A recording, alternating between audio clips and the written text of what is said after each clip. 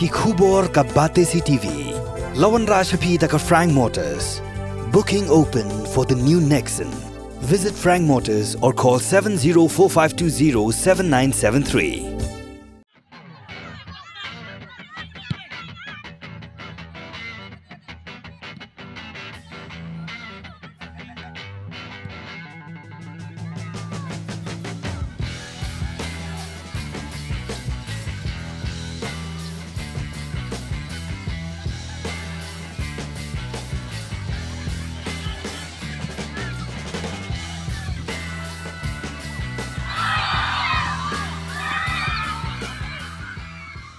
Ki kena elekai ka Sabahmuswang gila ya Korea ka nam Lahduh jong ka jing elekai Under 13 Republic Day Cup Football Tournament.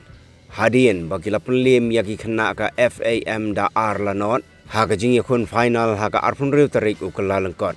Ya ka ni ka jing elekai la penyai da ka West Jaintia District Sports Association ka balalong hamadan Kiang Nangba Stadium Lat Talabo Jowai. Haba pai sya kajing elekai kajing yakun balabu por ban pendep kalakut da kajing yakai klem dala ban penki ya kajar gol bat dai hadien balara ya kajing yakun sya tie breaker ka Sabahmuswang kala Pynliem da argo lanot ya ka FAM.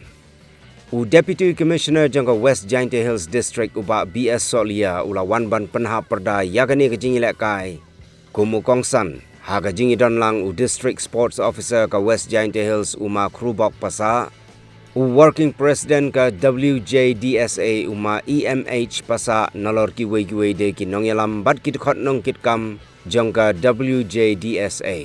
Lasam ru ya ka khusna man of the match sha u wo jerem shala jong ka Sabahmuswang.